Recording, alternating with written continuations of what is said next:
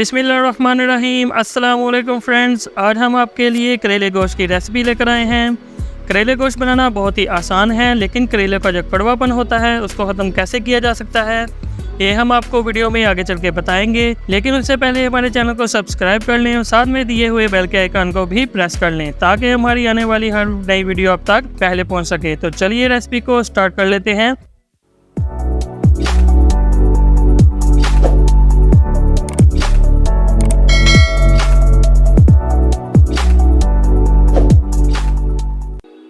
सबसे पहले हम आधा किलो करेले ले लेंगे। करेले को इस तरह से कट करके हमने इसको नमक लगा के 2 से 3 घंटे के लिए रख दिया था और बाद में इसको हमने धो लिया था।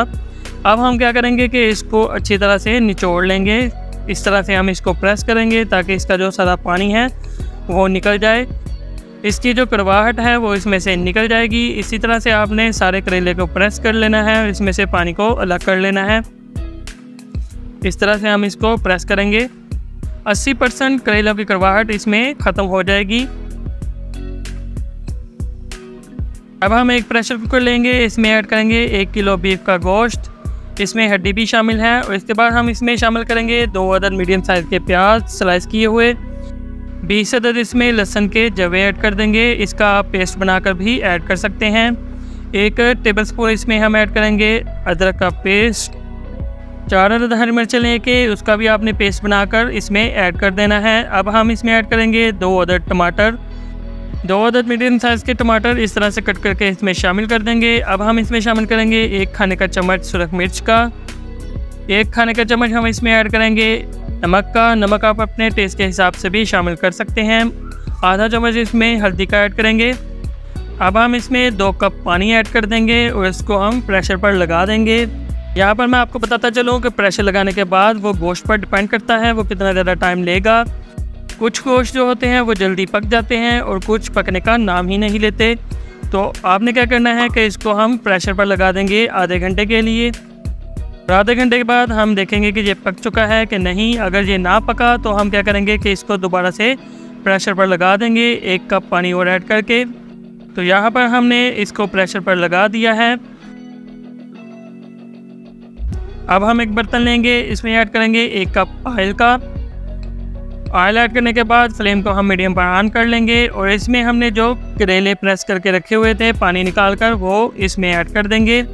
अब हम इसको फ्राई करेंगे कि इसकी जो बाकी की कड़वाहट है वो भी ख़त्म हो जाए और ये थोड़े से पक भी जाएँ।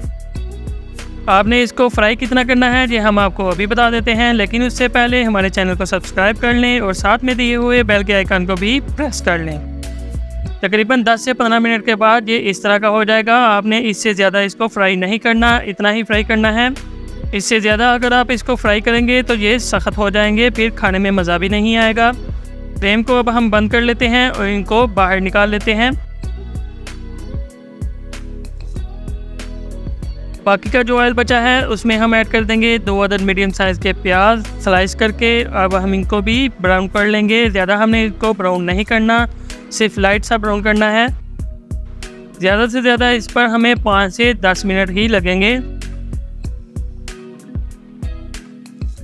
जब ये इस तरह के हो जाएंगे तब हम फ्लेम को बंद कर लेंगे और इनको भी निकाल लेंगे। इससे ज़्यादा हम इनको ब्राउन नहीं करेंगे। हमारी रेसिपी को फॉलो करें, इंशाल्लाह आपको इससे ज़्यादा मज़ेदार करेले गोश्त देखने को नहीं मिलेंगे। यकीन जानिए खाने में इतने मज़ेदार होंगे कि आप उंगलियां भी चाट जाएंगे। आधे घंटे के बाद हम इसको खोल लेते हैं और देखते हैं कि गोश्त गला है कि नहीं।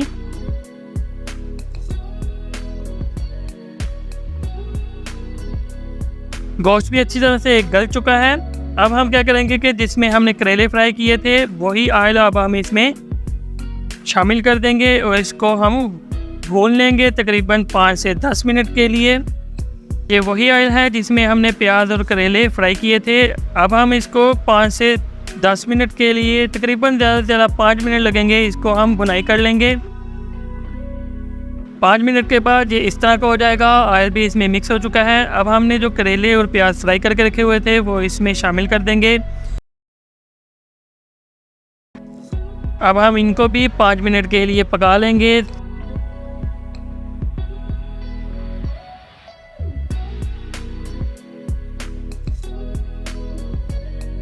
5 मिनट के बाद अब हम इसमें आधा खाने का चम्मच ऐड कर देंगे धनिया पाउडर का और आधा खाने का चम्मच हम इसमें ऐड करेंगे ज़ीरा पाउडर का। अगर आपके पास ज़ीरा पाउडर ना हो तो आप ज़ीरे को क्रश करके थोड़ी सी भुनाई करके वो इसमें ऐड कर देंगे, बहुत ही ज़बरदस्त टेस्ट आएगा उससे। इनको भी अब हम 2 से 3 मिनट के लिए पका लेंगे और पकाने के बाद हमारा जो करेले गोश्त हैं वो तैयार हो चुके हैं।